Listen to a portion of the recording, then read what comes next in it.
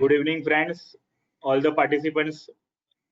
It's my proud privilege to organize this special webinar on the cyber law and the legal framework. There are tremendous upgradation, we can say, or increase in the cyber crime in these last 3 or 4 months due to this pandemic and the security at home. Around 300% or more that crime rate increases or cases increases. So we feel that it should be a knowledge session kind of how to protect ourselves or our finance, or should not be direct debit to the our bank account, or kind of how we can protect ourselves. We are very obliged to our today's guest speaker, Advocate Abhishek Upadhyay ji. He is a director and a senior legal counsel at Advocate Upadhyay and Associate, registered at Bombay High Court. He is a cyber expert on legal fraternity since more than 11 years. He has handled more than 500 cases at national and international level as well. He is tied up with several cyber cells across the nation as well.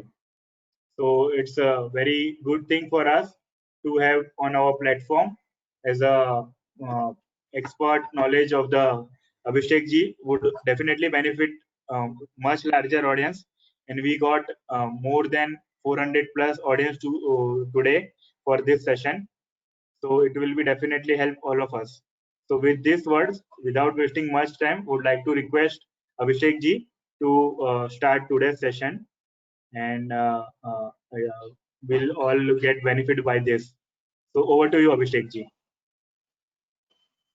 Thank you, Virat, for the wonderful introduction, and a very warm good evening to all my friends who have come here and taken out their valuable time to understand what are the different facets of cyber frauds and cyber crimes. Friends, let me tell you that in the wake of the COVID-19 pandemic that is going on in the world, there is a rise of 300% in the rise of the cyber frauds that are happening in this country. Most of the cyber frauds related to banking frauds, to economic frauds, to job frauds, e-commerce portal frauds, all the kind of frauds are very rampant, and they have seen a steep increase in the COVID-19 pandemic scenario that is going on, because a lot of professionals are working from home. A lot of professionals are using networks that are not protected, and hence this is giving the fraudsters an easy chance to go ahead and get your financial details, and using the details create a fraud on your account. So before I start this webinar, I would first of all like to say that this is the first time that we are associating with CA Mr. Virat Shah, and I'm very touched by the kind of hospitality he has shown towards me, and I am more touched that all the various financial professionals or the public in general has come down to attend this session to understand what cyber security and what cyber frauds are.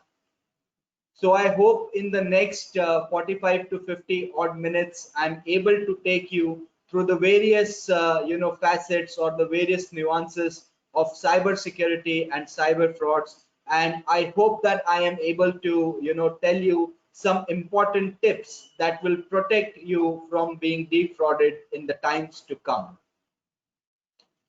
So before I start this session, I would like to discuss some very interesting statistics that would be an eye-opener for everybody.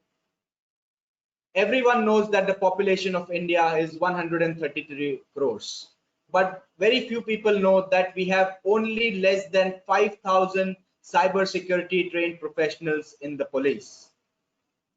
So you can say that the ratio is one policeman is attached to more than 1 lakh citizens.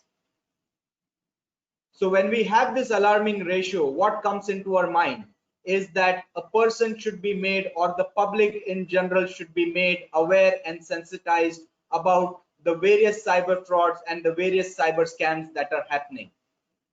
The public should be sensitized because the public is the custodian of its own data. But this awareness and this sensitization should not be only limited to the public. This sensitization and awareness should also be created towards the judiciary and the police personnel, because the police personnel is the investigative agency and the judiciary is the administrative agency, wherein on the basis of the investigation, the judiciary can come up to a proper judgment. That is why I always say that a threefold or a three-dimensional approach is necessary that will make India a cyber safe and cyber secure nation. Now you might want to ask me that you said about the public, you said that the public is the main custodian of the data.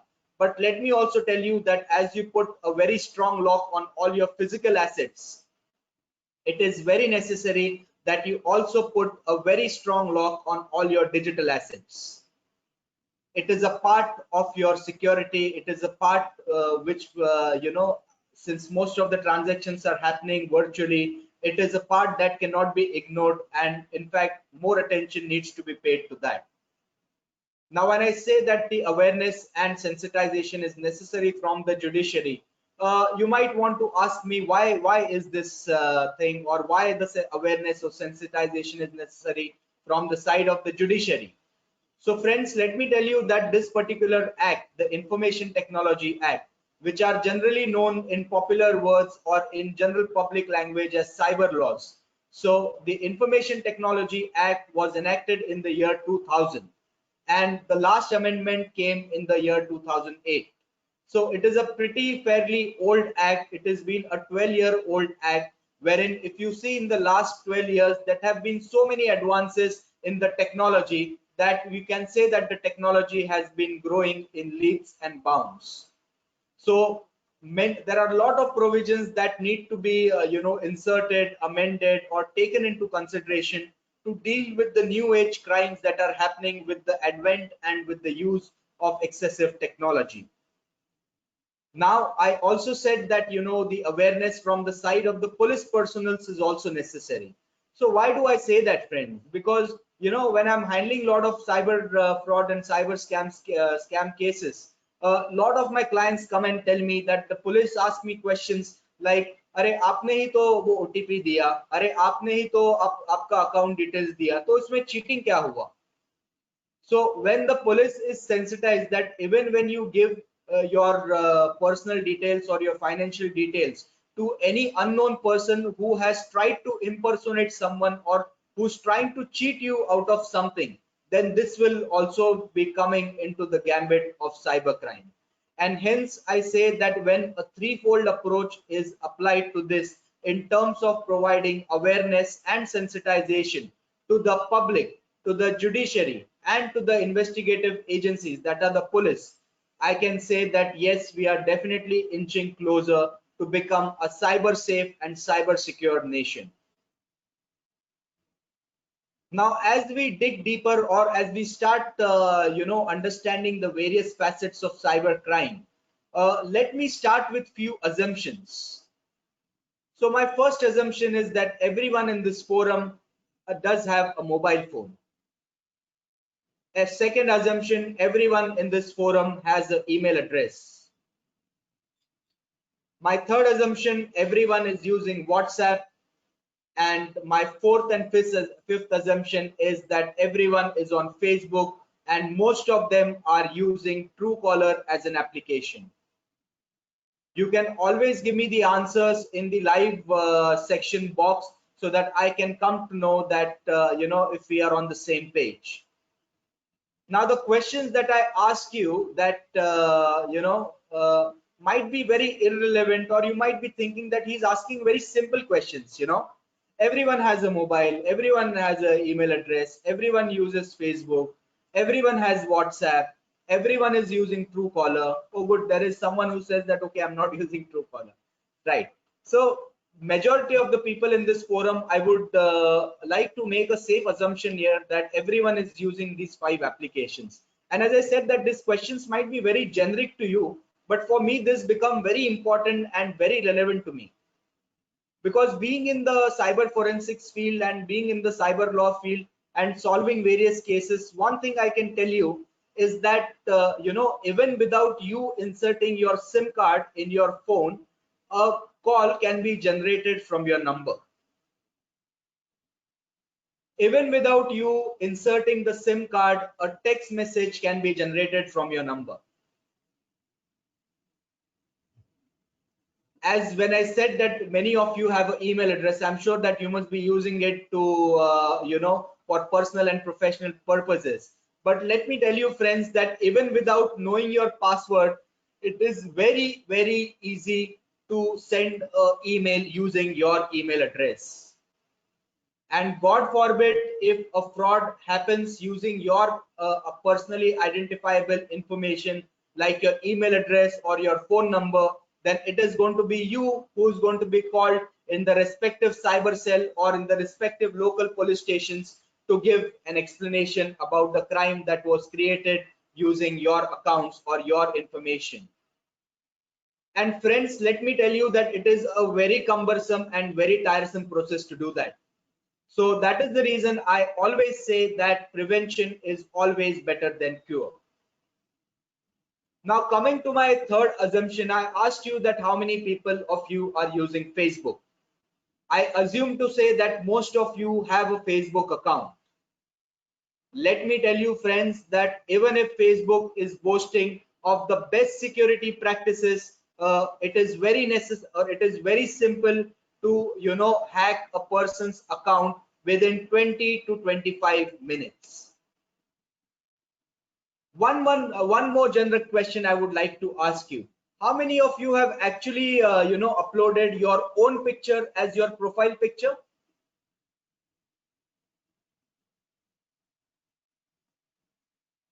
Okay, yes. I see that most of the people are also going to say yes to this question. But friends, let me tell you that this is the most riskiest thing that you have ever done. Because if a fraudster wants to commit a fraud using your profile picture, all he needs to do is cut, copy, paste, take a screenshot and save. All these functionalities are enabled on Facebook. If you see that 76% of the cyber frauds that are happening using Facebook. And believe me, 53% of these crimes are happening against women.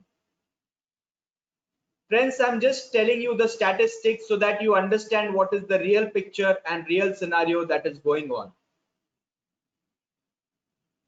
Now, when you talk about Facebook, I would like to share a very interesting case study. This happened when I was giving a webinar or a seminar, you can say that times, on cybersecurity and its legal framework in one of the colleges in Mumbai. So after the seminar was over, this one particular student, one boy, came to me and said that, sir, I really need your help. I am in a big trouble. Unfortunately, I did not have the time that moment to speak to him or understand his issue. But what I did is I gave him my telephone number and I told him to, give me a call and meet me in my office.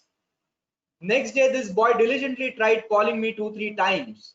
But unfortunately, I was in a meeting, but I was not able, hence I was not able to answer the call. However, when he tried calling me 2-3 times, I understood that this matter is of serious nature and I answered the call finally. I called him back and I called him in my office in the evening. When he entered the office, I could see from his body language that there were dark circles. His face was, looking very sad. So definitely looking at his general personality, I could see that something is emotionally disturbing this boy. So when I started probing or asking him questions about his problem, he told me that he's been harassed by a girl who's, blackmailing him or extorting money and asking 20,000 rupees every month. This boy told me that unfortunately he's not been able to attend his college because he's taken up a job in a call center and who is doing night shifts in a call center.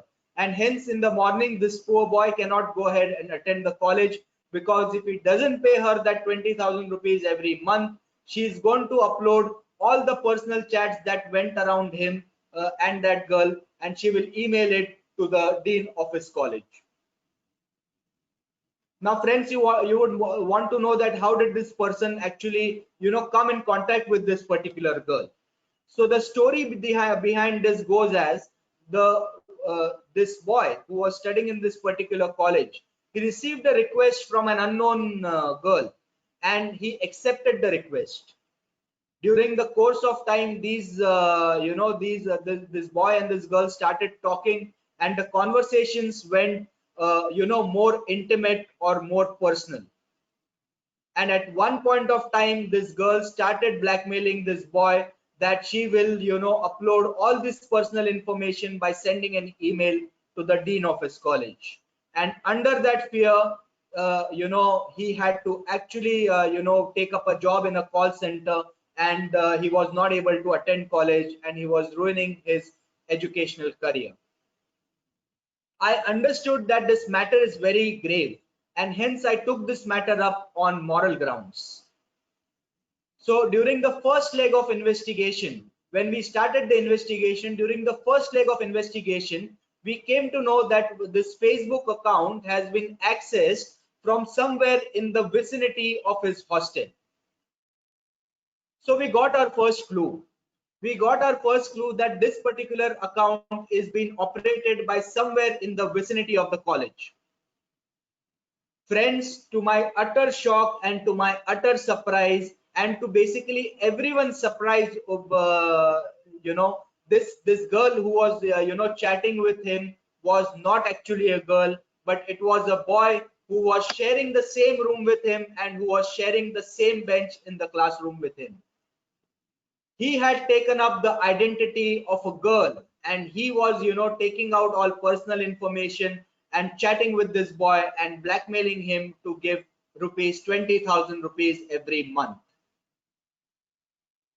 Looking at the tender age of the boy, we did not go ahead and file a police complaint, but it was a big eye opener for everybody, that since you are known by your virtual identity in the world of internet or in the virtual world, it's somewhere it is your due diligence, it is somewhere your awareness and your sensitization that helps you to remain safe.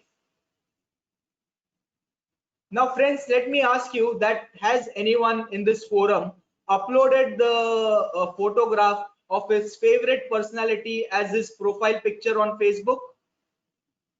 Has anyone in this forum done that? No, never. Okay, yes, okay. All right, so there is a mixed kitty that I can see over here, that there are some people who are saying yes, and there are some people who are saying no. So the people who have uploaded the someone else's picture without their permission have actually created or have actually committed a fraud as per the cyber law prevalent in India. Because if you look at the Information Technology Act, it talks about an offense by the name of identity theft. When a person takes an identity of someone else without the permission of that particular person, he has committed a fraud, or he has committed a crime of identity theft. So all the people over here who have uploaded the photographs of Sachin, Amitabh Bachchan, or any of their film personalities, cricket personalities, or anyone they follow, they have actually committed a crime under the IT Act or the Information Technology Act under the Section 66C.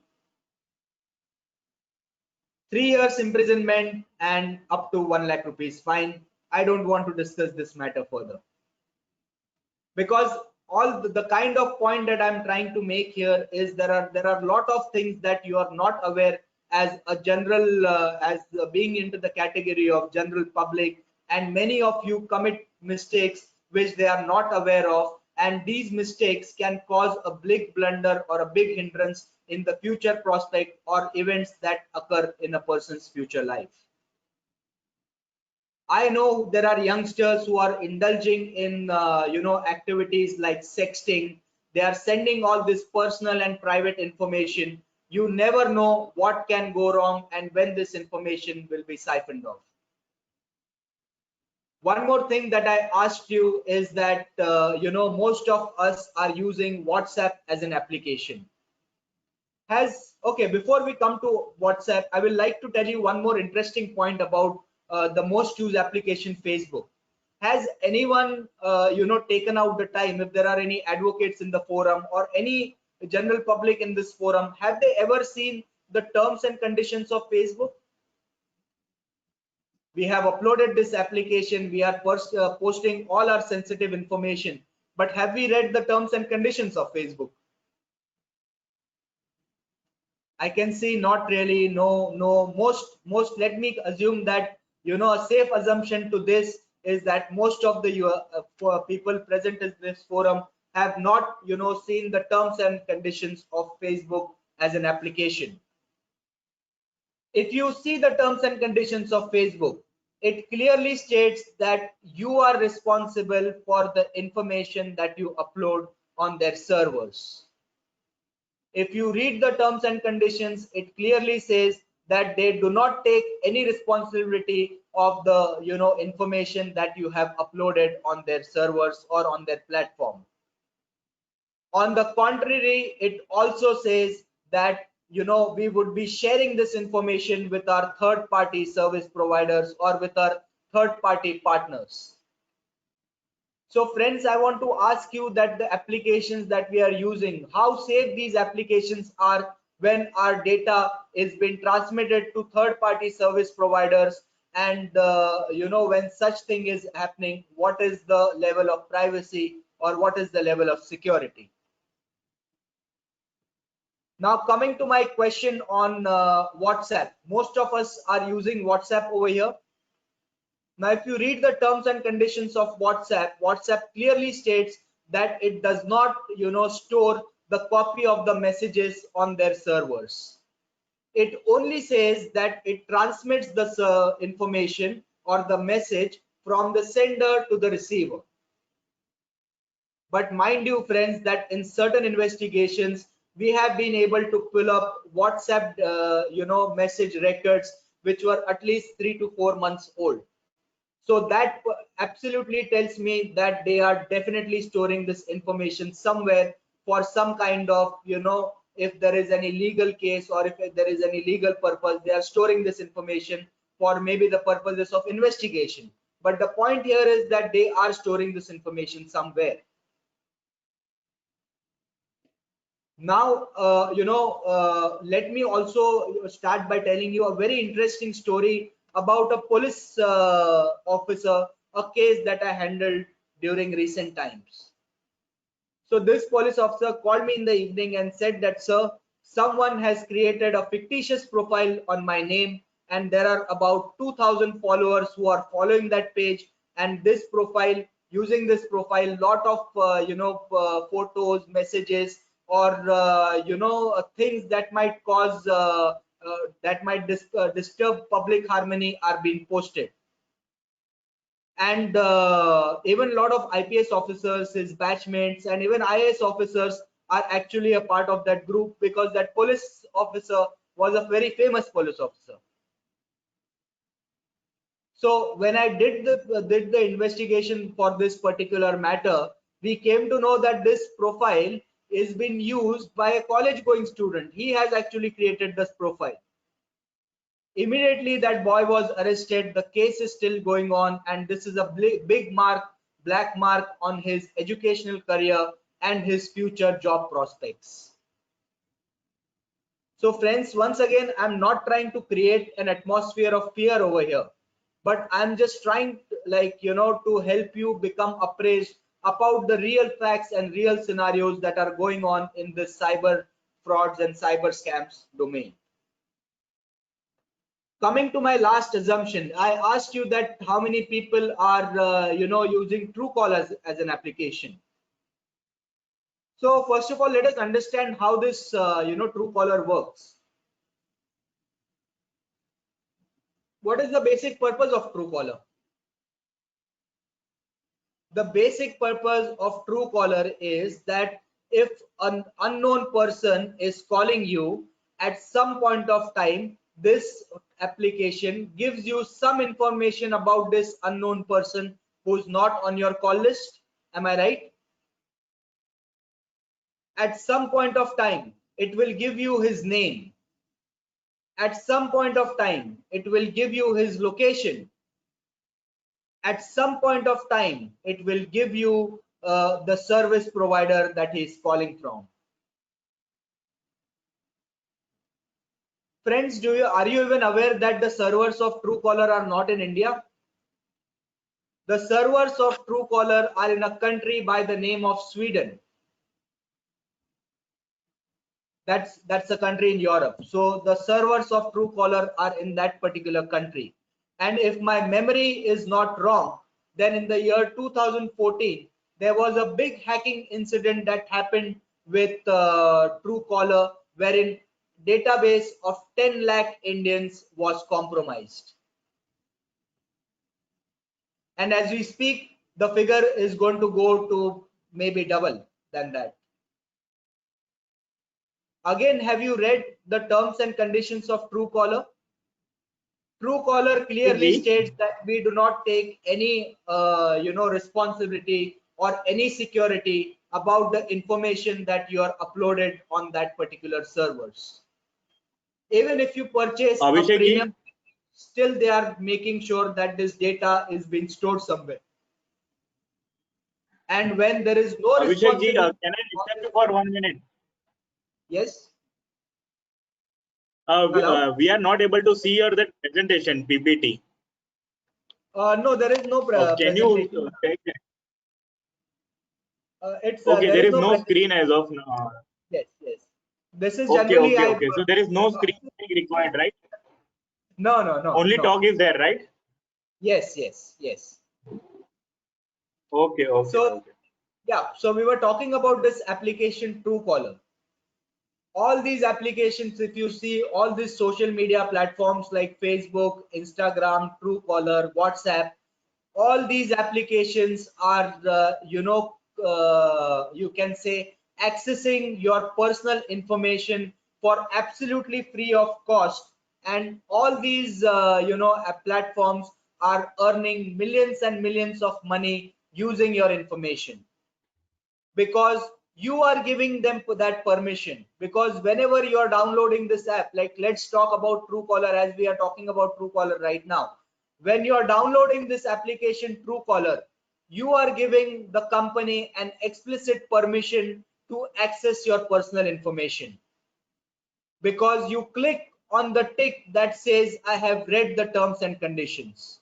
And when I say that none of the people have read the terms and conditions, how can you go ahead and place a tick on that particular box?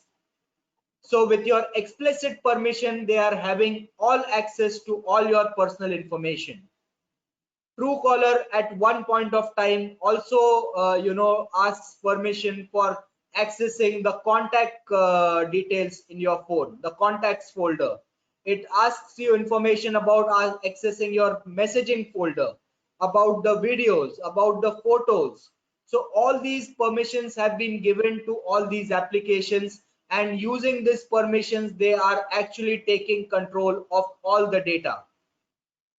A very small example that I would want to give you is that, for example, on the internet, if you search for maybe t-shirt online, if you just type in t-shirts online, friends, please correct me if I'm wrong, even after you visit any other site, which other website which is displaying some ad, you will see the ad of that particular t-shirts or a variety of t-shirts that are being shown to you.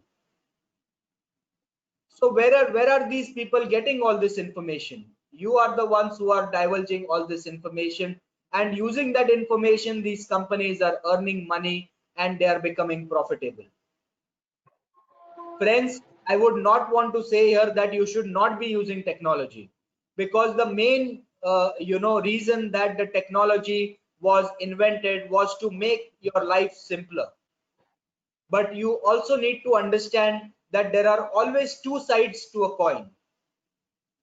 As you know, everyone in our school might have written a composition saying that technology as a boon or a curse. It goes the same way over here. The technology is definitely a boon, but it also has an other side, or the dark side, wherein a person can be stolen of his personal information, or a person might be robbed of his financial information. So you are known in this virtual world with your virtual identity. So it is very necessary about that you are very private, or you are very privy to the information that you are posting on using all these platforms. Because if I say that you are not, you should not be using technology, then I'm talking like an orthodox person, and I'm not trying to make progress of this country. So yes, you should be using technology, but this technology should be used by employing certain safety and applying your own due diligence. Now, as we are already half an hour into this webinar, I would like to first of all help you understand that what are the different kinds of cyber frauds and cyber scams that are happening. So if you see that, let us start with e-commerce frauds. Now, to help you understand what are these e-commerce frauds, I would like to give you a live example that happened in front of me. So I was going out with my group of friends to have dinner, and one of my friends was continuously chatting on his mobile phone. We also started, in a friendly manner, teasing that, that friend, that okay, well, who is this important person that you are talking to, and what is that important that you are not chatting with us, but you are, continuously busy chatting on the phone. So that is while while discussing, he told us that he's actually trying to sell his car, and he has put this ad on a platform by the name of OLX, as everyone must be aware about this platform. And someone on this platform has approached him, and he's ready to purchase the car without even seeing the car. I immediately understood this is something fishy, because trust me, friends, that I've been in this cyber forensics field for so many years that as the fraudsters are trying to understand your psychology, we are also on the other hand trying to understand the psychology of a cyber fraudster. And my calculations or my observations tell me that the cyber fraudsters or the scamsters try to exploit the basic human emotion of greed. They give you offers that are too good to be true. They will give you lotteries, they will give you money for even answering a single question. They will tell you that okay, you have won some money somewhere. All these things, they will try to lure you with things that are too good to be true. So coming back to the story, what happened is I immediately told him that you please tell this person to give you a call. Now this person, this particular fraudster, just see the guts that he even had a proper mobile number associated with him, and he gave me a call on that number. I told that particular person, I did not tell him about my cyber forensics background, but I told him that since you have liked the car, why do how do I make the payment? Beforehand, I told my friend that if this person is a fraudster, he will tell you that he sent you a link and he'll tell you to click on the link. And fortunately, the same thing happened. He told me to click on, he told me that he'll be sending a link, and when I click on that link, I will be getting money into my account. I said instead, I told him that I made an excuse that I'm not using all these digital wallets. So why don't I give you my account number and you transfer the money into my account? Friends, the call got disconnected over there. We tried calling back. This person never answered. So that day, my friend was lucky that I was there with him so that I could at least educate and make him aware. So I would request all my friends that they should not be riding, your luck too far, and they need to understand that they have to use their own due diligence if an offer that comes to you which sounds too good to be true. Then there are frauds when it comes to, there are also a lot of job frauds that are very rampant today. So what happens in a job fraud is that like I'll give you one more example. One of my clients received a job invitation through one of the leading job portals, and the invitation said that his profile is being selected for a job offer in Australia. Now the person got very excited as he was trying to get a job overseas, and immediately after seeing the application, he immediately tried to contact these people and send them an email. The fraudster, posing as the owner of this company, called back my client and told him that there are certain formalities that need to be completed before you obtain a job in a foreign country. So the country in question was Australia. He got a job offer for Australia. So what happened is that these fraudsters told him that for immigration purposes, for custom clearance purposes, he has to deposit certain certain money in their account. And by the way of luring him into getting the job, okay, this offer, that offer, they took out 2 crore 78 lakh rupees from his account. Friends, did you understand what happened over here? The fraudster took advantage or exploited his basic human emotion of greed, and he was able to lure him into giving this amount of money. After losing this huge sum of money, this particular person started calling up the Australian immigration agencies, and then he came to know that this is a fraud. Why wasn't this activity done when the single rupee was transferred from his account to these fraudsters? Why wasn't that due diligence applied then? And that is why I say, because that the due diligence was not applied, because he was not aware or he was not sensitized about certain things also are happening. So he put his blind trust and blind faith on that particular offer and he got defrauded. So these are the kind of job frauds that are happening in the in the cyber scams world. Then there are other frauds, as you might heard, as phishing attacks. A very latest news which would be very rampant in these last 2 days is that Chinese cyber attackers are planning a cyber attack on India, and their modus operandi is going to be that they are going to create an email address which is very similar to the email address of a government organization or a government body, and using that as bait, creating an email ID which is looking very similar to that. They are going to send emails stating that a free COVID testing is going to go on. This has come out in the media, and this has been going on from the last 2 to 3 days. So this is called as phishing. So what is generally phishing is that the email ID of a very famous organization, or in this particular case, the email ID of a government organization is being used. Like for example, if the email address is testing center at covid19.gov.in, so they will just add, instead of testing center, they will make it as testing centers with a S, and rest of the email address will remain the same. And when a general public sees such kind of emails, because even if you type in @gov.in on your Google title search bar, you can see most of the listings that come, they come for all the governmental organizations first, because the governmental organizations are using this domain address.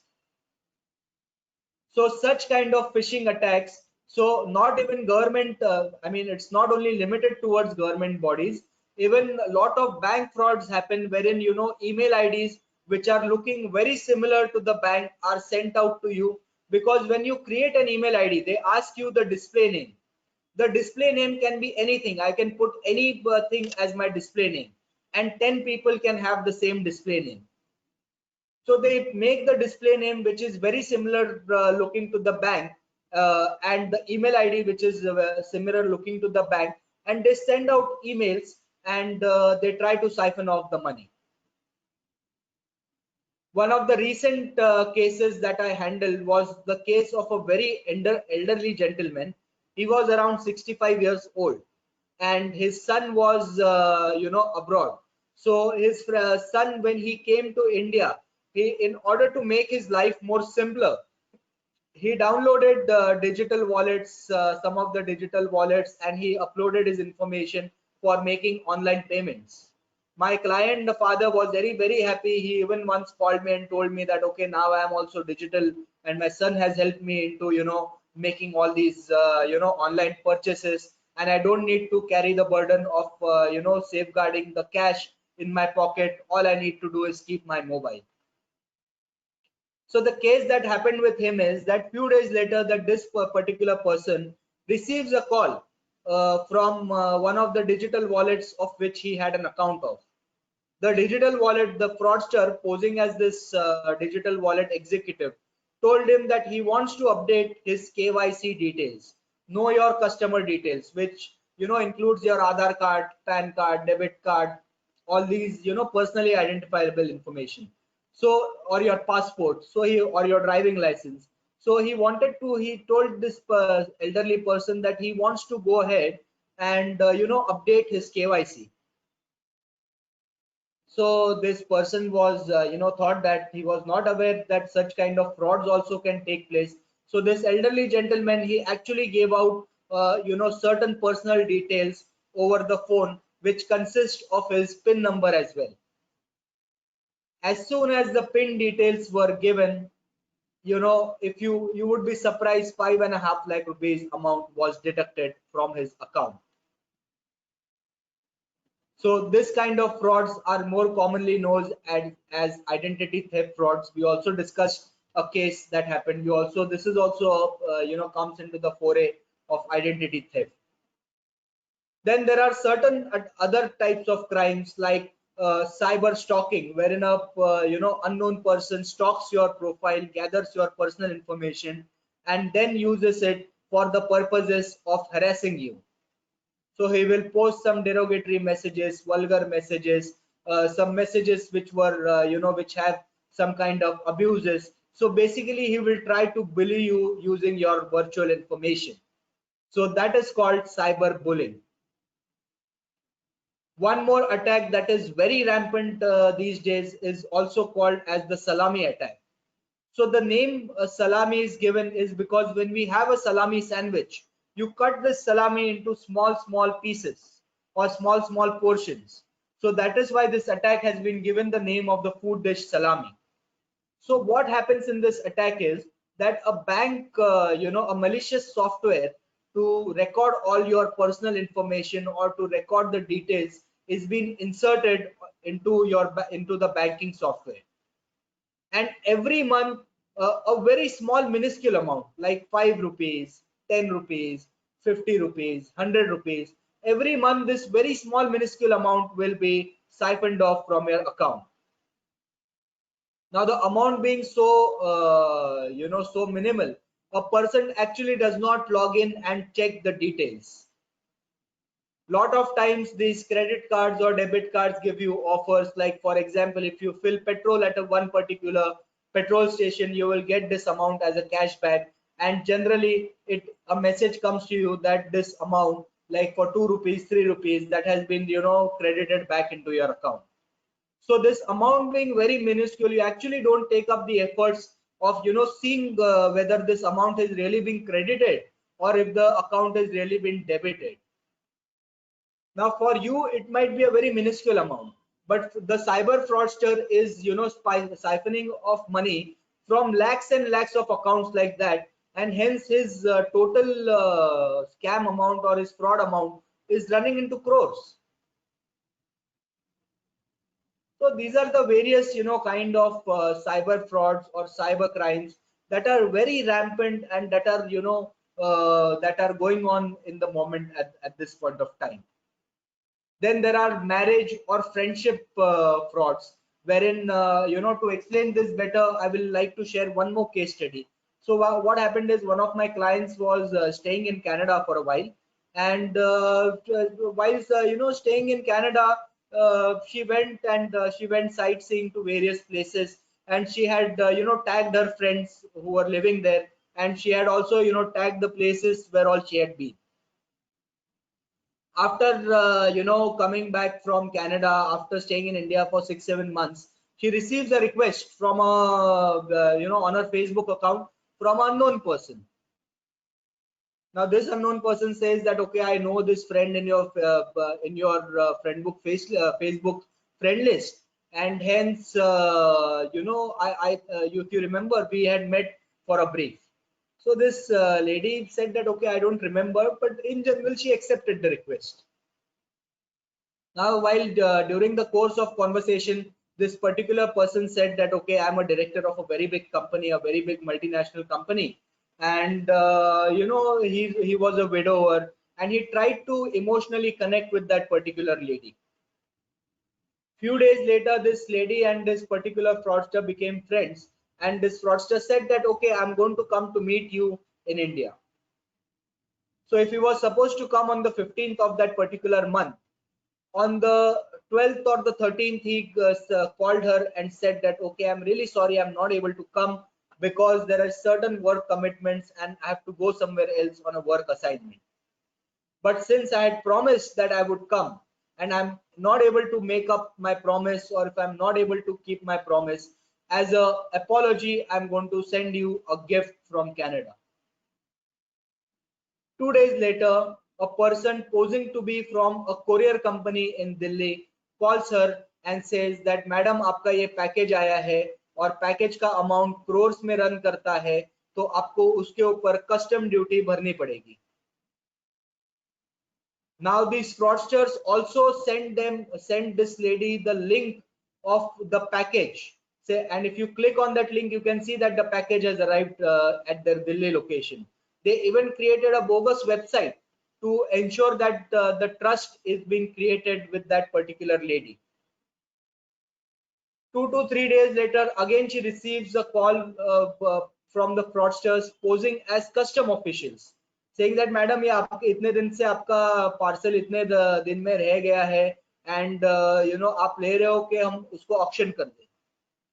उधर से that person also started calling that lady and tried to pressurize her.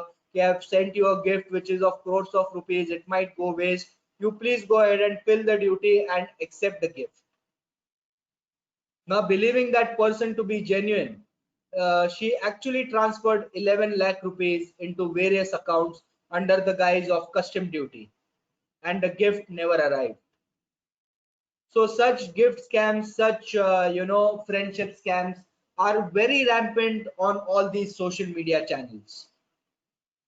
So again, I'm not trying to create an atmosphere of fear here, but all I'm trying to make you aware as a cybersecurity professional or a citizen of India is that you should be aware about the real facts and real scenarios that are going on in today's world. Now you might want to ask me that what are the kind of government safeguards or what is the judiciary doing, or how legally we are tuned to take care of these cyber frauds and cyber crimes. So as in the beginning I said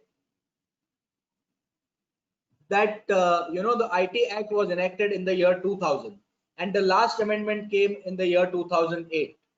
If you see in the last 12 years, like if you talk about 2008 as a year, there were not many people who were using digital wallets.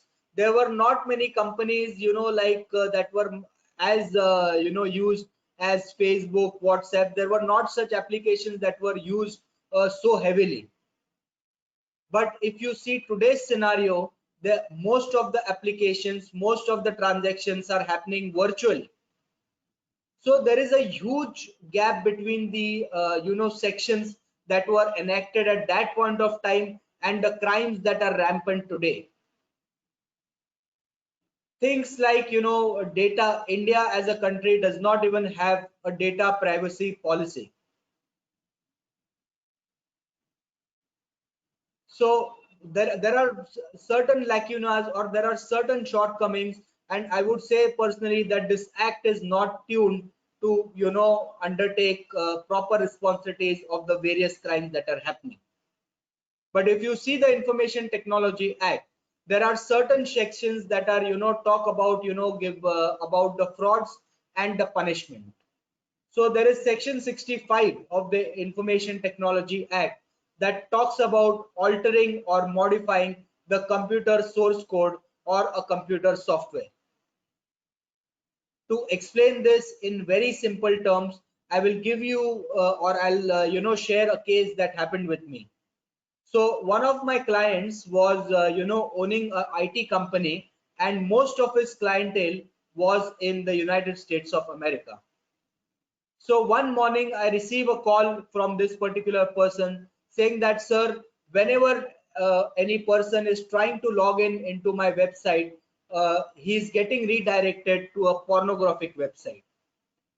He was very worried, as he said that most of my clients are in US, and my clients who are accessing my website, my online reputation and branding is going for a toss. When I started investigating this matter, we came to know that this particular server was accessed by one of his ex-employees who was terminated from the job because there were certain differences between them. Now the job of, or the career of this employee has totally gone for a toss, because when a data theft incident or an incident like tampering the source code of the computer programs happen, it becomes a big black mark on your career. Because even if you go online, you can see your name or you can see the name of the person, and most of the employers, they do check the court website to see if there is any ongoing matter on this particular person. So this is what happens when you do when you modify or you access the computer source code of any computer program. Then there are offenses that talk about identity theft. We took 2-3 examples of identity theft. Then there are sections that talk about cheating by personation. Then there are sections that talk about cyber terrorism, that whenever a person is doing any terrorist activities using the internet, such sections are invoked under the Information Technology Act. Then there are certain sections which talk about child pornography, because if you talk about pornography as a subject, you would understand that the largest number of pedophiles means the people who like to do unnatural sexual offenses with children. Large number of pedophiles, or the largest number of pedophiles, are in UK. So there are a lot of incidences that are happening when a child is being trafficked, or wherein a child videos are circulated by showing them in sexually explicit forms. So if you are indulging into child pornography, if you are watching child pornography, then this is a grave offense under the Information Technology Act 2008. Now friends, since we are in the 40th minute of this webinar, I would like to tell you certain procedures that you need to follow just in case a cyber fraud incident happens with you. So friends, let us take an example that without your authorization, money has been siphoned off from your bank. So the first thing that you need to do is you need to call up the helpline number of the bank and register a case of this fraud with the bank. Please mention all the facts and circumstances, and the main important point over here is please take an acknowledgement number, because if you do not get an acknowledgement number, or if you do not have the acknowledgement number, you do not have any proof of you making this complaint with the bank, and in the event if more money is siphoned off, then the bank will not take any responsibility. Secondly, as soon as you get the acknowledgement number, please make a complaint to the respective police station or the cyber cell in your jurisdiction. Now, what are the important things that you need to mention in this particular complaint? First thing, you have to give a very detailed explanation about the fraud that occurred. For example, like let us take an example that you were sleeping one night, and in the morning you directly see messages saying that this much amount is being deducted from your bank, and this transactions were not carried out by you. So give them this entire scenario in a detailed form of description, that for example, you went to sleep at so much time, you did not touch the phone. In the morning when you got up at this much time, you saw this message on your phone. When you tried to log in into your net banking, you saw that this amount has really been debited, and also the fact that you have made a complaint with the bank's helpline number.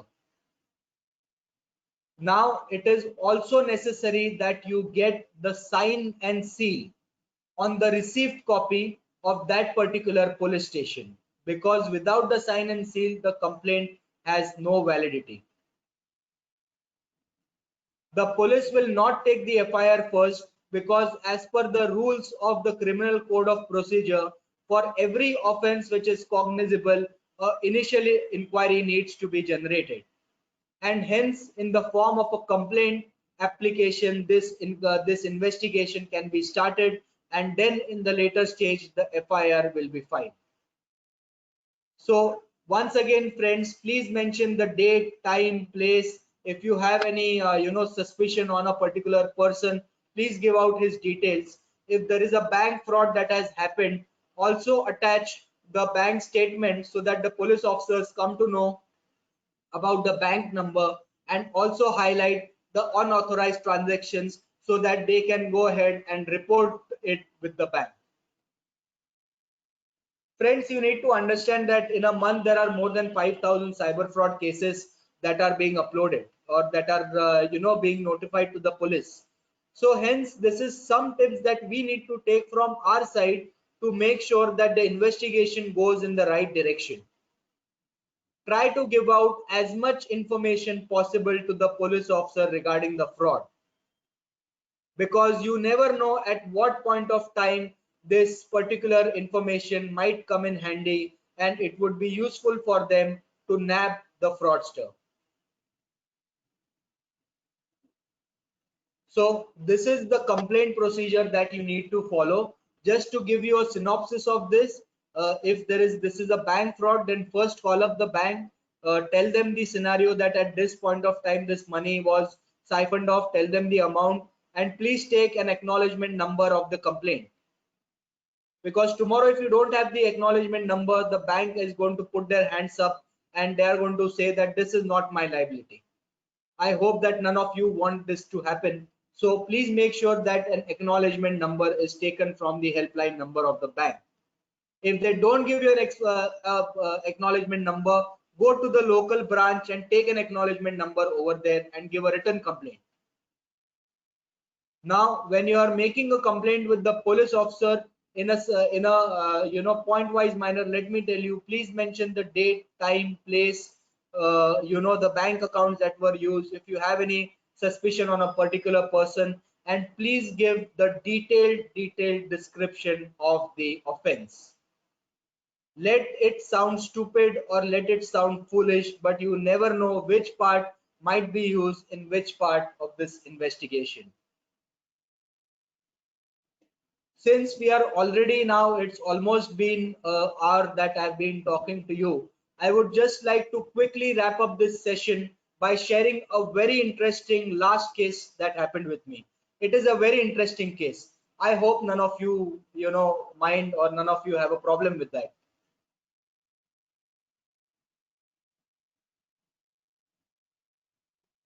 So this particular case happened in the state of Goa.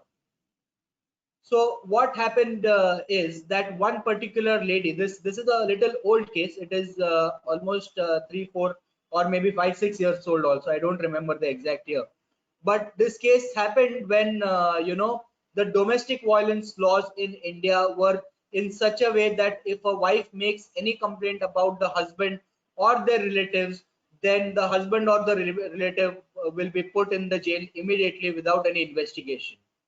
Now in the year 2008, luckily there has been 2020, luckily there has been a GR from the Supreme Court wherein a wife is making any complaint over the husband or his in-laws, no arrest can be done before the investigation. But 5 or 6 years back, the scenario was exactly opposite. So just on a single complaint, the person could get arrested. So a lady she must be around 40 to 45 years old. That lady made a complaint in the police station saying that her younger sister has gone missing. So during the time of investigation, the police officer asked the lady that, do you suspect anyone? So she took the name of that younger sister's husband. She said that I feel that this husband has done it. Unfortunately, the husband was arrested. The husband applied for bail and he got a bail. As per the conditions of the bail, this particular husband was, asked to come to this police station and sign in front of the police officer on one particular, day of that week. Now, I had trained this police officer in one of the seminars that I took for the police departments in the country, and he was a part of that particular seminar. And I had taught him some, methods for digital forensics and digital evidence collection. So he knew me, and since he was my student, he gave me a call and he said that, "Sir, I really need your help in a particular matter, because there is this one particular person who's coming due diligently on that particular date and time, and looking at his body language, looking at his psychology, I somewhere feel that he has not committed a crime." This police officer developed some kind of emotional bond and he felt that this person is innocent. "So, sir, I need your help in this particular matter." I said, you have put me in a very difficult situation now, because this is something that is outside the purview, my legal purview, to help you out in any sort of investigation. But on humanitarian grounds, I will tell you few things that might help you in the investigation, to complete the investigation or to discover the truth. 2 to 3 questions I asked this particular police officer to confirm with the lady who had made this complaint about her brother-in-law. I told this police officer to ask my favorite 5 questions. Does she have a mobile phone? Is she using an email address? Does she have a Facebook account? Is she on WhatsApp? And does she? I did not ask the true caller part, but these were the 4 5 my favorite questions that I posed to this police officer. I told him, "Get me the answer of this question, then I'll tell you what is the next procedure that needs to be done." So this police officer came back to me after like 7 8 days. He told me that, okay, I asked the lady about she using a phone number, but that lady told me that she was using a phone, but that phone and that number is coming as switched off. I said, okay, so that we will strike out that possibility. I asked him, is she using a Facebook account? He said that yes, she was using a Facebook account, but now that account has not been used for the past 3 4 years, and she is now not using the account has been created, but it has not been accessed. I said, okay, let us rule out that possibility also. Third thing, finally, to my luck, she was using an email address. So I told this particular police officer to contact the email service provider and to ask him information about when this email was accessed last. To my utter surprise, this email address was accessed a week back. I immediately told this particular police officer to contact the email service provider and to find out the IP address details. The IP address details will give me the information about where this account was last logged in from and where this account was last logged out from. So I asked him to get the details of the IP address.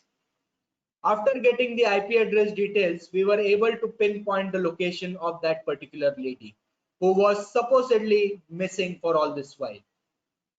Immediately, a police team was sent, and the police team, brought that lady along with her. And during the interrogation, she said that she and her elder sister had colluded with each other. And since there was a divorce matter that was pending between them, just to malign his reputation and to harass him, she made this frivolous and malicious case. So these are one of the few scenarios, that are happening in the cyber security or the cyber world. And, all these things only point out to one single thing, that an awareness and sensitization can be the only solution for people to come out of this particular problem. Since we have a time limit and we have to finish this webinar in the respective time limit, I would like to give you certain tips that will help you remain safe in the future times to come. First thing, I would say that you should be using technology. So most of us are using digital wallets. They are doing online transactions. So for all these online transactions, for all these digital wallets, I request everyone to use a separate account,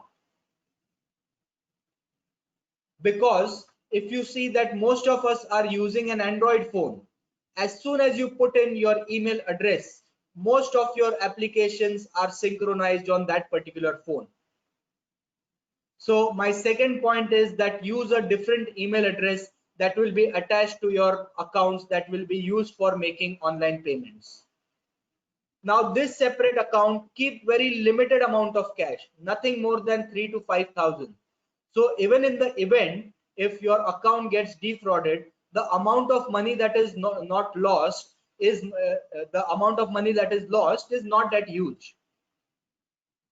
Thirdly, if you are attaching a mobile number to any of the digital wallets or any of your online transaction, please use a separate handset with a separate SIM card for this particular transactions.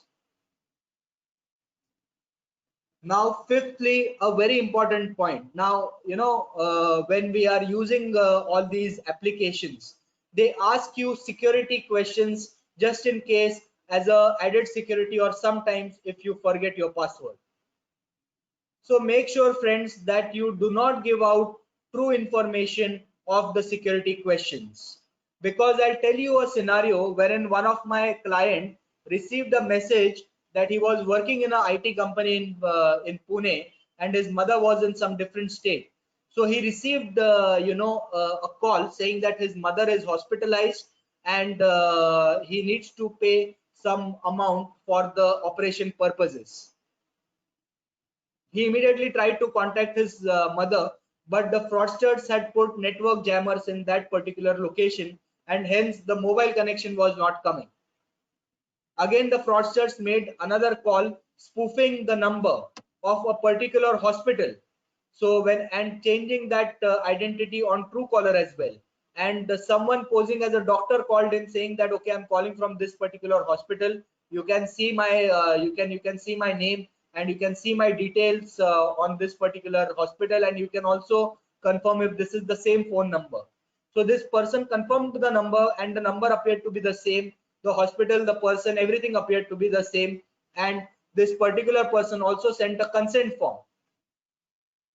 So while he sent a consent form to this particular person, this person felt that, okay, something has really happened to my mother. So he transferred that amount of money into that particular account. And afterwards, after half an hour or maybe 1 hour, whatever the time period was, his mother calls him and asks him that, beta sab theek hai na karke. Beta बोलता है, माँ आप ठीक हो कि नहीं? So you are understanding the kind of point that I'm trying to make here. Or when I investigated this matter, I always believe that you should go to the root cause of the investigation. So when we went to the root cause of investigation, what we found out, where did this fraudster get the name of his mother? He got the name because he had tagged his mother on Facebook on her birthday. तुम जियो हजारों साल करके उसने एक post डाला था. वो post से उसको उसके माँ का नाम मिल गया. He got all the details regarding his Facebook accounts, his location, and everything. So that is why whenever you are filling the security questions, don't give right answers. Like for example, हम लोग लिखते हैं कि what is the what is the name of your first pet. 90% of the people write the right name of the pet, and वो pet को social media में tag कर देते हैं. और अगर social media में उसको tag कर दिया, so it is become so easy for the fraudster to just scroll your account and get most of the information over there. So that is why do not give the right answers to all your security questions. Give answers that are not relevant, so that will be as an added advantage. And ये passwords मत share करो, ये सब मैं आपको बोलूँगा नहीं, क्योंकि I think that we all are adult enough and matured enough to understand this logical fact that you should not be sharing your personal information with anybody. And these days, even the financial information has come into the foray of your personal information.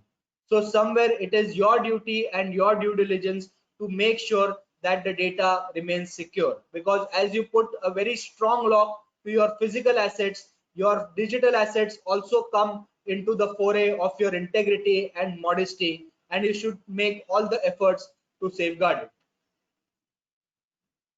Investigation processes वगैरह very complex, they are very time taking, so prevention always becomes better than cure.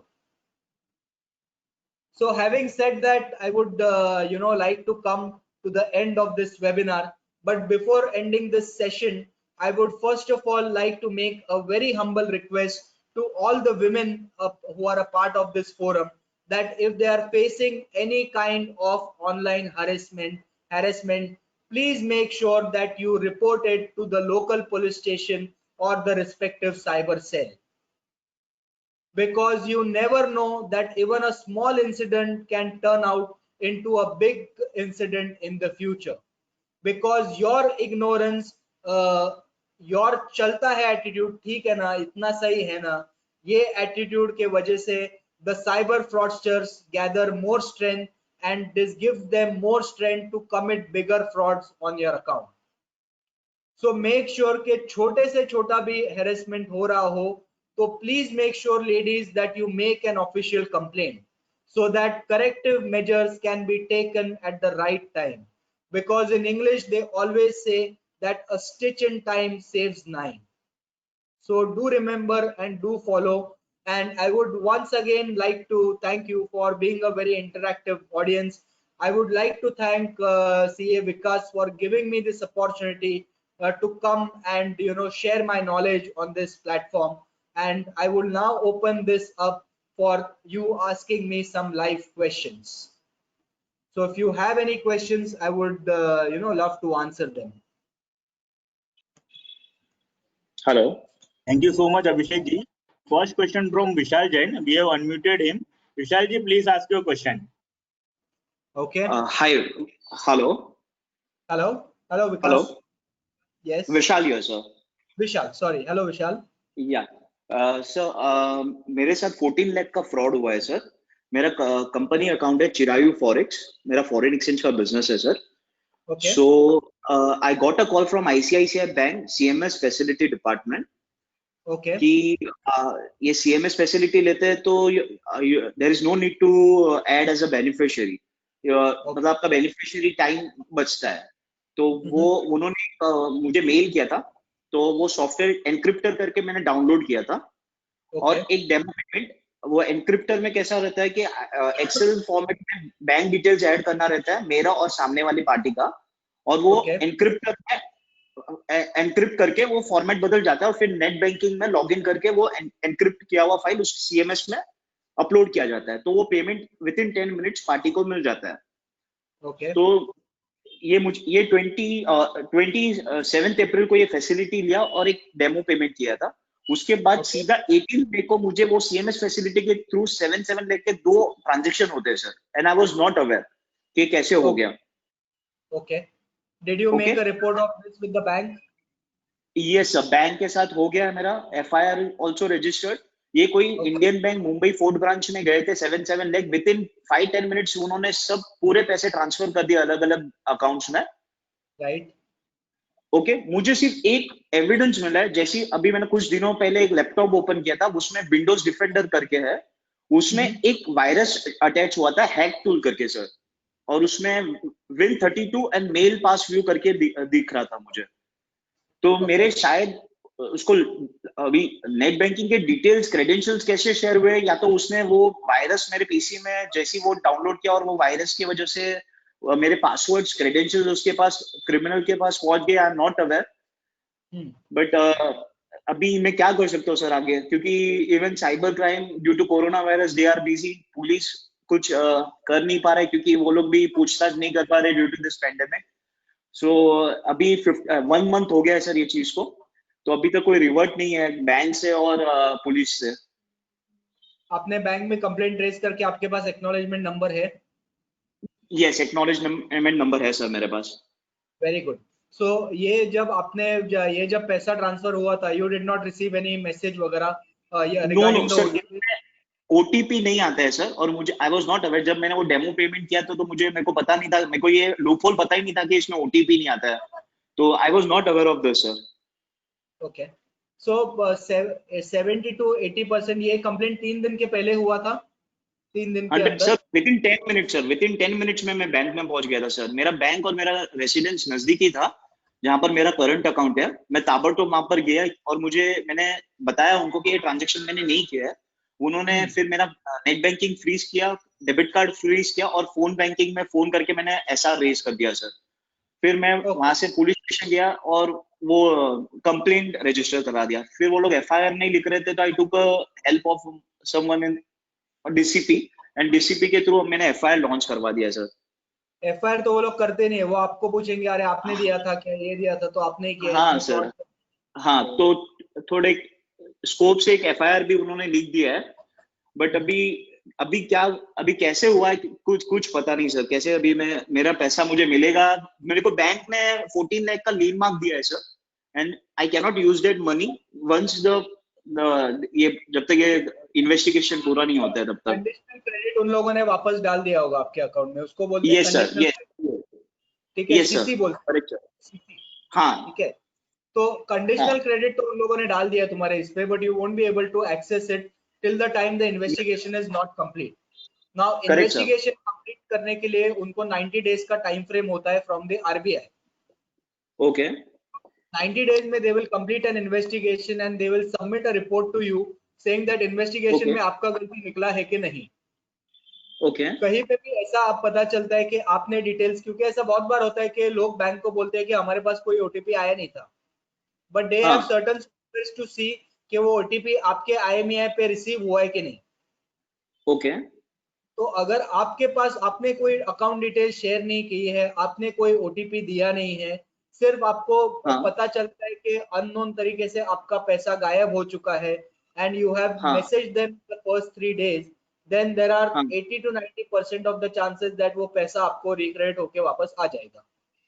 Okay. But but sir digital forensic के लिए मुझे ये laptop भेजना चाहिए कि नहीं चाहिए? क्योंकि वो जो वायरस डिटेक्ट हुआ है उसके वजह से वो एक एविडेंस होता है कि साइबर क्रिमिनल ने। हाँ सर, if they ask, अगर आपको नहीं इफ दे ask आस्क। करें, because the investigation is their department ना, so if they don't okay ask you or if they come up with a report saying that कि मतलब आपका ही गलती है, तो तब आप जाके बोल सकते हो कि आपने लैपटॉप तो मेरा मांगा ही नहीं, तो आपने इन्वेस्टिगेशन क्या प्रॉपरली किया। और जहाँ पे ओके इन्वेस्टिगेशन प्रॉपरली नहीं किया है तो फिर ओनस आपके ऊपर जाता है वो सॉल्व करने का। Okay So give them the information that they ask. आपके तरफ से आपने ओके सारा प्रोसीजर्स कंप्लीट किया है and it is a wait and okay watch game this moment. Okay sir. तो अभी वेट एंड वॉच ही करूँ मैं? कुछ मेरे एंड से कुछ इन्वेस्टिगेशन में नहीं पढ़ूँ? थोड़ा जब ये लॉकडाउन थोड़ा कम हो जाएगा, which city are you calling from? Thane sir, Thane, Mumbai Thane. Okay, थोड़ा ये लॉकडाउन वगैरह कम हो जाता है ना, तो एक RTI right to information act के under you can make an application to the police station asking them कि what is the stage of the investigation. एक बार वो भी कर ओके लो okay. And please submit the copy of the FIR to the bank also. अब वो कर दिया है सर मैंने। वो कर दिया ना, ठीक है ठीक है। Yes So sir. from your side you have done all the procedures fine, and 80-90% you should be getting the money back. Okay, thank you so much sir, thank you. You're welcome. Anyone else has a question? Hi, Advocate Abhishek. Hi. I'm an advocate, Advocate Sejal Shah here.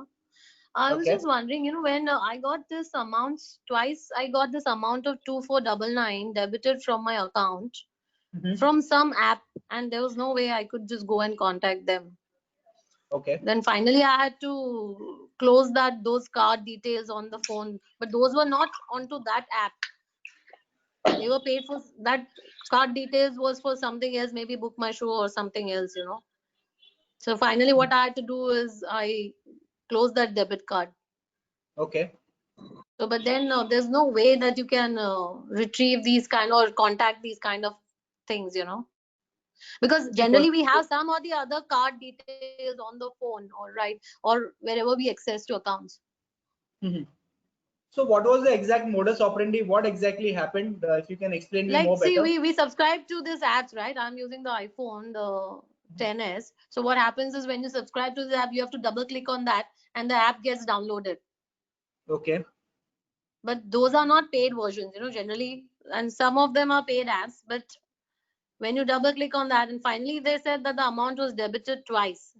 And so once I came to know, once I looked at the bank statement, at the end of that month, then I realized that this happened. So then I just immediately closed. I tried to contact those app people, but I don't think there's any way you can contact those apps. And it didn't even mention which app was that. So generally, I'll just like to give you a brief update about what happens in such kind of scams. So in these kind of scams, there are certain kind of malicious applications, mobile applications that are being created, and inside these mobile applications, that are a lot of malicious softwares that actually record all the personal or financial information that is being passed through from your mobile phone. So I'm sure that this app is some of these kind of apps wherein some malicious software has gone into the phone or the laptop using which this app was downloaded, and using this malicious software, all this personal or financial information is recorded, and this money was automatically siphoned off. So tell me, have you made any sort of cyber complaint in the police? No, just that it was a small amount. I didn't make any kind of a thing, but just to be careful, it's for everyone. I would want everyone also to know about it, and for myself. At that moment, I discontinue with that debit card, but in the future, suppose anything happens on a bigger amount or something, that kind of a thing, that should not happen ideally. So what Absolutely. precaution do we need to take care for that? See, first thing, it's a very simple due diligence effort that you need to take in from yourself, that apps or unsolicited apps which we have no idea about or which we have not heard about, we should first of all refrain ourselves from downloading such applications. Now, sometimes these applications come in the form of emails also, that an email which looks similar to a very standardized website, like maybe, for example, let's take an example of Flipkart. You will get a message from a similar looking address saying that you please download this application and you will get this particular item for a discount. As soon as you download this application, something fishy is going to happen, or some recording of your information is going to happen, because that is the only motive and purpose of these people of getting this application in your phone.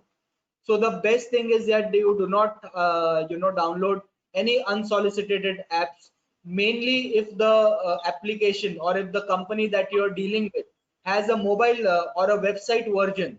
It is always safer to make any transactions using that website version. Like, for example, if you talk about an application by the name of Book My Show, so Book My Show also has an application, but it can also be it can also be used by typing bookmyshow.com on Google as well. So you use the website version of that instead of downloading applications. Okay. But generally, see, as professionals, sometimes there are these legal also apps, and some things you just keep on downloading a few things, for taxation or for law or any purpose. So how do you know that's an unsolicited website? How would you know that? How would you recognize? How would you differentiate between websites? Apps, not See, to be website, an app. very honest with you, there is no set parameters to distinguish between a good application and a bad application. But there are certain things that if the application is being sent to you on a link and it is not uploaded on Play Store, that is one of the key takeaways, that you have to see that this application is not safe or secure enough that it is listed on Google Play Store. So if there are such applications that are not listed, you don't download that. Then you go and see the reviews, that if anyone has posted, like today in this forum you came up and said that okay, I was defrauded using such kind of applications.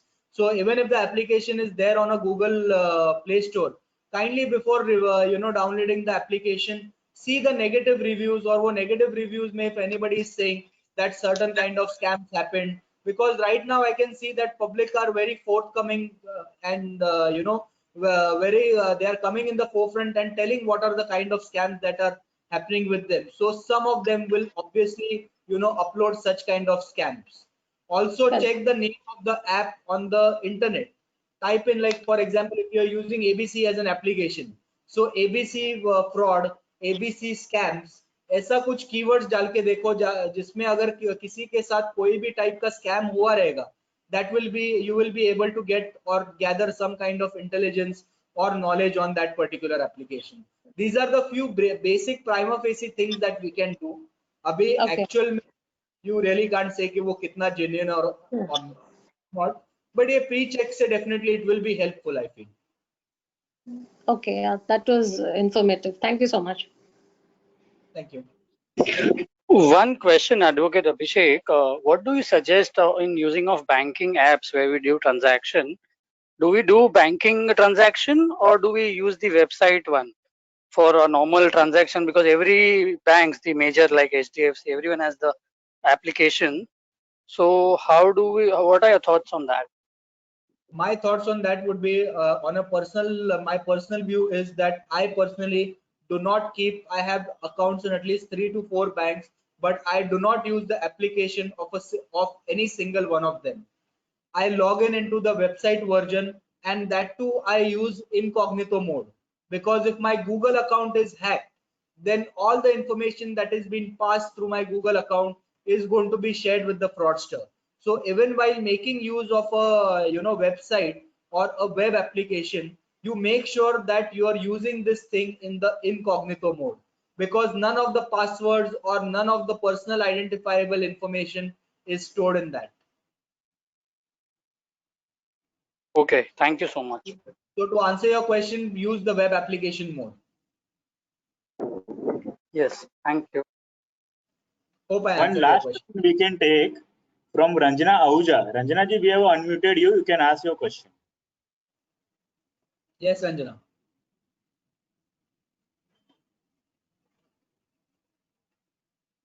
Hello. Ranjana, will you able to speak or there is some error? I think there is error, so we can take from one another. Okay.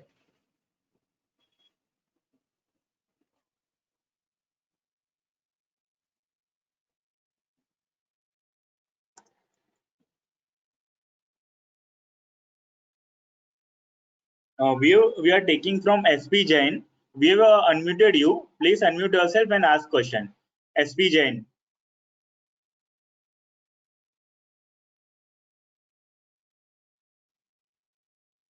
You have to unmute yourself first.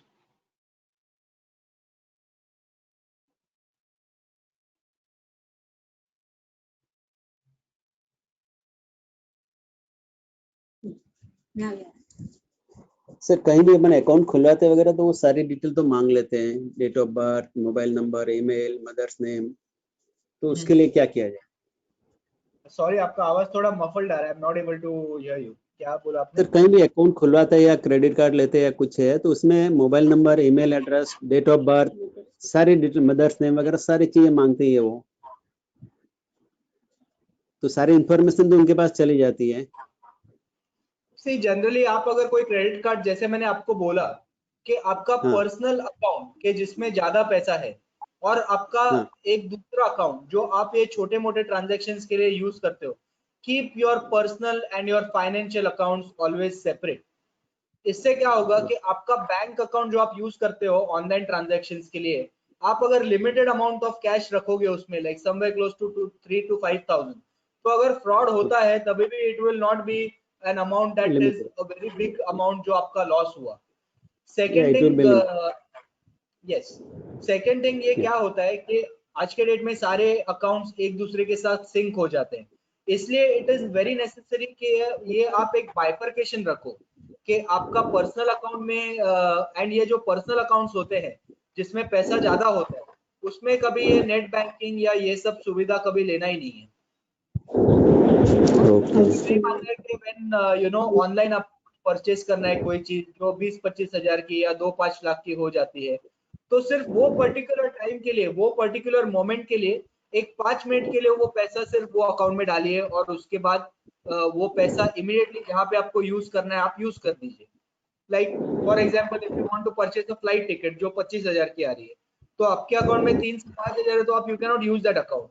But वो account में for the temporary period वो balance डाल दीजिए and immediately make the payment. वो account में ज्यादा पैसे रखिए ताकि जस्ट गया तो loss for you. Yeah. Thank you, sir. Thank you. Last question we can take from Ritesh Desai. Ritesh, you can unmute yourself and ask. Okay, thanks, Virag. Hi, sir. Your session was really splendid. I mean, in today's world where we are coming across these phishing attacks and all, which are too common, as you rightly said, even government is warning us right now.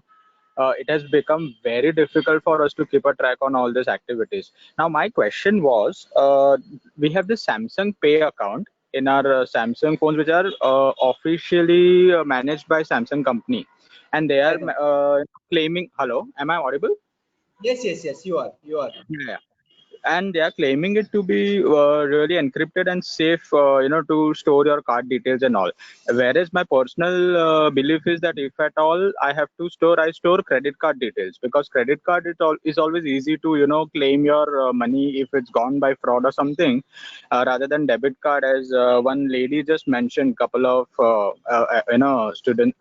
attendees behind. So she said that she had saved debit card details. Now that is very risky because it is directly linked with your bank account. So what is your idea in this? If we save credit card details, is it more safer than debit card? Because see, to be honest, these apps are actually way handier than the websites, and they are way faster. When we talk about the transactions and all.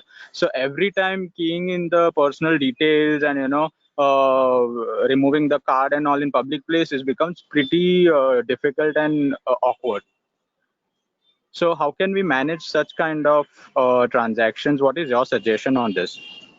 So that is why when I gave you some tips to remain cyber safe and cyber secure, one of my first points was that you keep a separate account which has very limited amount of cash. So even if that account is used for these online transactions, create a separate account wherein you keep limited amount of cash. So even if you are accessing that account using the online banking, using its mobile application, or if you have linked it to any of your digital wallets, keep very limited amount in that. So even if it gets compromised by chance, your data will still remain secure, and even if the loss is there, the loss is not going to be more.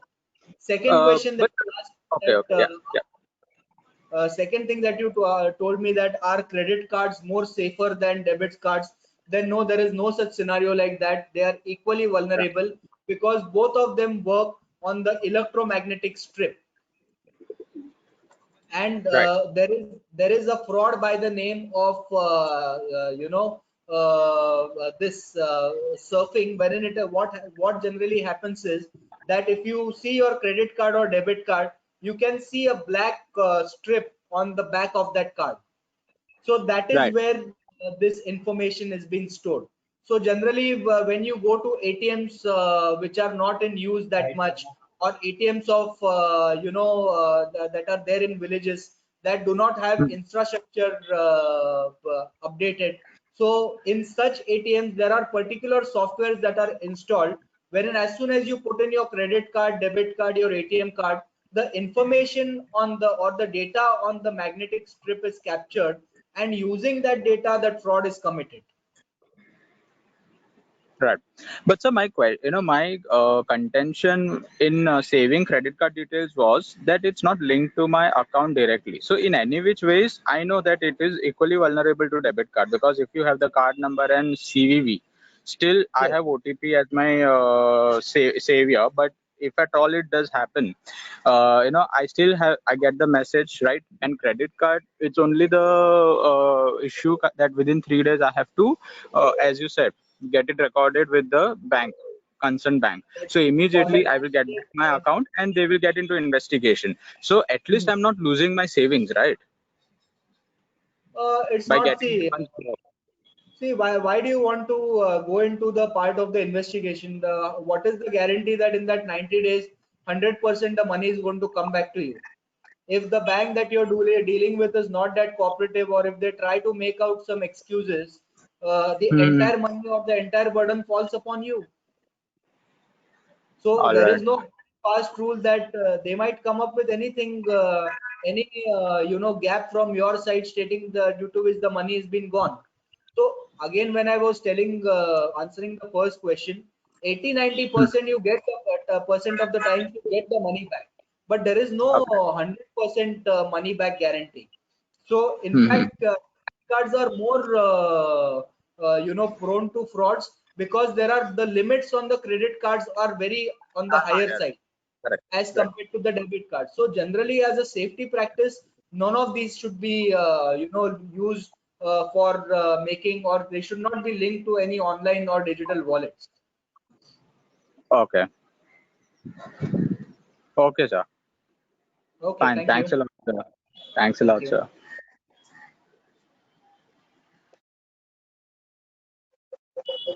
I think we should conclude here. There are many questions, but we cannot take all because of time. So now would like to request our friend C. Hardik Mehta to give a formal vote of thanks to Advocate Abhishek, who has given wonderful session on this very required topic in this pandemic time as well, and when people are very easy for the to become a victim. So Absolutely. very wonderful session. Sure. Would like to request Hardik Bhai. Hardik Bhai, Thank you. Thank you. Yeah. Thank you, Virag yes, Bhai, yes. for giving me this opportunity to give a vote of thanks for an really amazing session for the day. I think it was really a big eye opener for all of us. I think the daily activities, we just keep on clicking things. And, I can only say after this session, Abhishek sir, you have literally saved a lot of money of each and every participant who is attending this session. I think I'm glad. lakhs and crores of rupees are saved for after this session, which I can tell you. I think, and we really thankful for that, for wonderful insights on that. How can we save our money actually in this? Because I think the way the things will happen going forward, the online activities will go tremendously large, and I think this attacks and phishing activities have really been increased. And I think somewhere I read that there's a big market on it, and people are really building money by all the cyber attack and cyber crimes. So I It's think called really dark you have web. helped us to. Sorry. It's called dark web. Yeah, absolutely, absolutely. So I think, as you have mentioned on quite a lot, I think interesting examples, real life examples on Facebook, maybe Truecaller, phishing, frauds, and I think different types of scams, and discussing about the real example. And obviously, I would also thank all my participants, especially the one who have asked all the questions, and I have been interactive throughout the session, which really touches us, that really that things are really happening, and we should be aware about it. So I think big kudos to you, sir. Amazing session. I think what how much time we do, it would be less, but nevertheless, in the interest of time, we would have you there for the today's session. Thank you so much, Abhishek sir, once again, for all the amazing insights. Thank you so much. And thank you, Hardik, for this, for allowing me to take this wonderful session. Thank you, Viraksha, especially for allowing me to, take this session in front Come of up the with it. public. And I hope that I have lived up to your expectation of creating the kind of awareness and Absolutely, sensitization absolutely. that you're looking at. Sir, just Some one people, request before we log off. yes, Yeah, so some people just are asking, please share, kindly share the contact details of the speaker. Mr. Viraksha would be sharing my details. So if you have any problems, any issues, please feel free to give me a call and talk to them about that. sir, I you will can just give spend, at least your email ID and phone number at present. Then also it is fine. You just okay, speak out. They will write. okay, I'll just type in my name and my email address and my mobile number.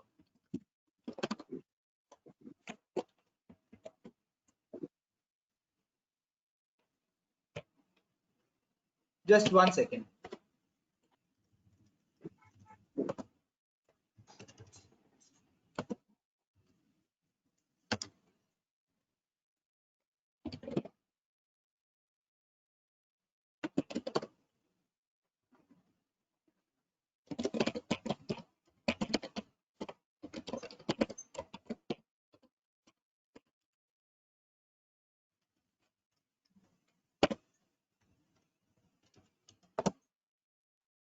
So I've shared my details. If anyone has any problems, please feel free to give me a call. We are not able to see where you have typed, sir.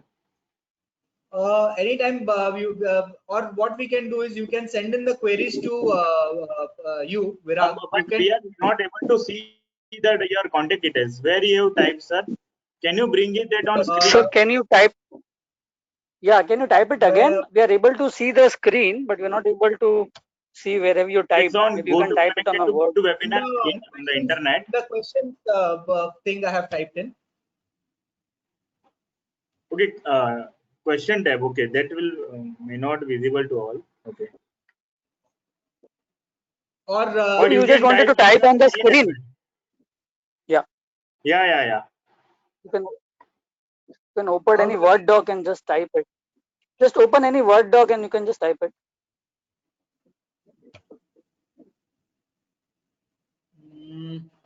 We can able to see your screen, so that will be better. Can you see my screen? Yeah, we can see. Okay. So where do I write this? Thing? Maybe you can open any Word document, Abhishek sir. You can just open any Word document and you can just type it out. Kind of anything.